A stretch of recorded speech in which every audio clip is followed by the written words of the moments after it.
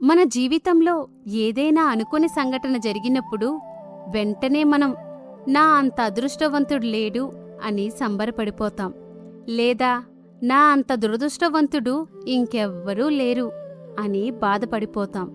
కాని ఈరోజు జరిగిన ఒక చెడు రేపు ఒక పెద్ద మంచికి కారణం కావచ్చు. అలాగే ఈరోజు దక్కిన అదృష్టం రేపు ఏ ప్రమాదానికి దారితీస్తుందో మనకు తెలియదు. ఈ చిన్న కథ మీ జీవితాన్ని చూసే కోణాన్నే మార్చేస్తుంది.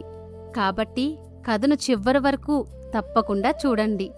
అందరికీ నమస్కారం. కే స్టేషన్కి స్వాగతం. ఒక చిన్న గ్రామంలో ఈశాన్ అనే ఒక వృద్ధ జైన్ సన్యాసి ఉండేవాడు. ఆయన చాలా ప్రశాంతమైన జీవితాన్ని గడుపుతూ ఉండేవారు. ఆయన ఎప్పుడూ తొందరపడేవారు కాదు. ఏది జరిగినా ప్రశాంతంగా స్వీకరించేవారు. అందుకే ఊరి జనాలు ఆయన్ను చాలా గౌరవించేవారు. ఒకరోజు ఎక్కడ్నుంచో ఒక అద్భుతమైన బలమైన అడవి గుర్రం నడుచుకుంటూ వచ్చి ఆయన తోటలోకి ప్రవేశించింది. ఆ కాలంలో అంత మంచి గుర్రం దొరకడమంటే చాలా పెద్ద అదృష్టం. ఆ వార్త ఊరంతా క్షణాల్లో వ్యాపించింది. ఊరి జనాలు పరిగెత్తుకుంటూ వచ్చి, గురువుగారు, మీకు ఎంతటి అదృష్టం పట్టింది? రూపాయి ఖర్చు లేకుండా ఎంత గొప్ప గుర్రం మీ సొంతమయ్యింది అని ఆశ్చర్యంతో అన్నారు.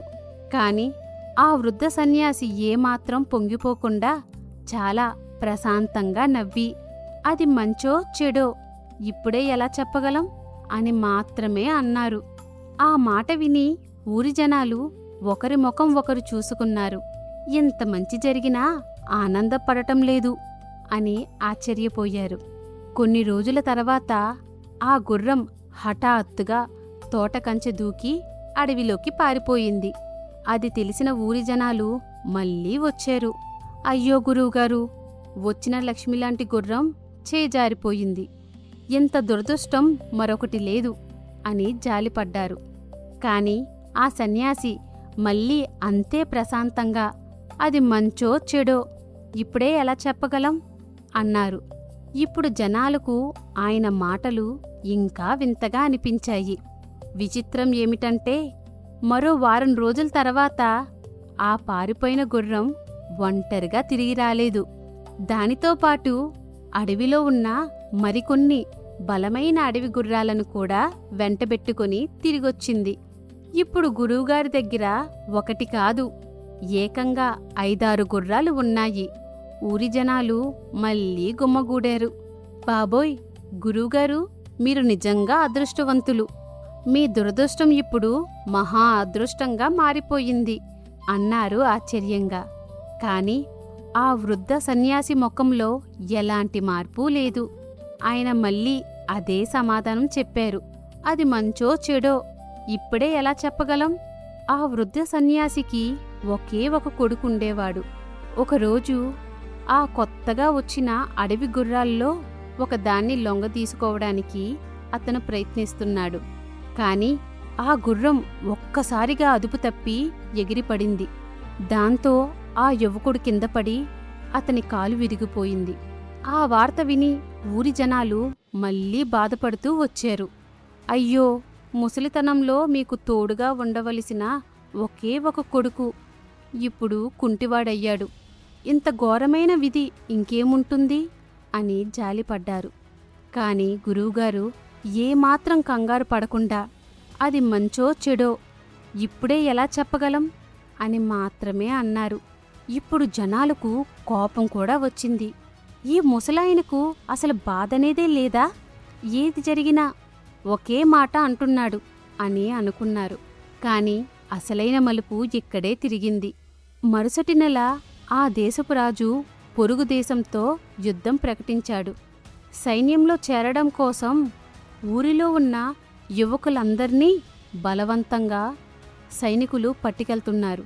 ఆ యుద్ధం చాలా భయంకరమైనది. వెళ్ళిన వాళ్ళలో దాదాపు ఎవ్వరూ తిరిగి బతికి వచ్చే అవకాశం లేదు. ఊరిలోని తల్లిదండ్రులందరూ తమ పిల్లలను పంపుతూ కన్నీరు మున్నీరవుతున్నారు. కాని సన్యాసి కొడుకు కాలు విరిగి ఉండడం వల్ల సైనికులు అతన్ని పనికిరాడని వదిలేశారు. ఊరి యువకులంతా యుద్ధానికి వెళ్ళిపోతుంటే సన్యాసి కొడుకు మాత్రం ప్రాణాలతో సురక్షితంగా ఇంట్లోనే ఉండిపోయాడు. అప్పుడు ఊరి జనాలకి ఒక్కసారిగా అర్థమయ్యింది, గురువుగారు ఎందుకు ప్రతిదానికి అది మంచో చెడో ఇప్పుడే ఎలా చెప్పగలం అన్నారో. చూశారా, జీవితం అనేది చాలా సంక్లిష్టమైనది. ఈరోజు మనకు లాభంగా అనిపించేది రేపు నష్టానికి దారి తీయవచ్చు. ఈరోజు మనల్ని కొంగతీసే నష్టం రేపు మనల్ని పెద్ద ప్రమాదం నుండి కాపాడే ఆశీర్వాదం కావచ్చు. అందుకే జీవితంలో ఏది జరిగినా వెంటనే తీర్పు చెప్పేయకండి. అతిగా ఆనందపడిపోవడం లేదా తీవ్రమైన నిరాశలోకి వెళ్ళిపోవడం కాకుండా ఇదంతా జీవితంలో ఒక భాగం అని స్వీకరించడం నేర్చుకోవాలి. కొన్నిసార్లు జీవితంలో జరుగుతున్న దాన్ని మనం వెంటనే అర్థం చేసుకోలేము, కానీ కాలమే ప్రతి సంఘటన వెనుక ఉన్న అసలు కారణాన్ని మనకు చూపిస్తుంది. అందుకే ఏది జరిగినా మన మంచికే అనుకొని ప్రశాంతంగా ముందుకు సాగిపోండి. ఈ కథలోని అంతరార్థం మీకు నచ్చినట్లయితే వెంటనే ఈ వీడియోను లైక్ చేయండి. మీ స్నేహితులతో తప్పకుండా షేర్ చేసుకోండి. మరిన్ని ఇలాంటి లైఫ్ చేంజింగ్ కథల కోసం మన కేఎస్ స్టేషన్ ఛానల్ని ఇప్పుడే సబ్స్క్రైబ్ చేసుకోండి. మరో అద్భుతమైన కథతో మళ్ళీ కలుద్దాం.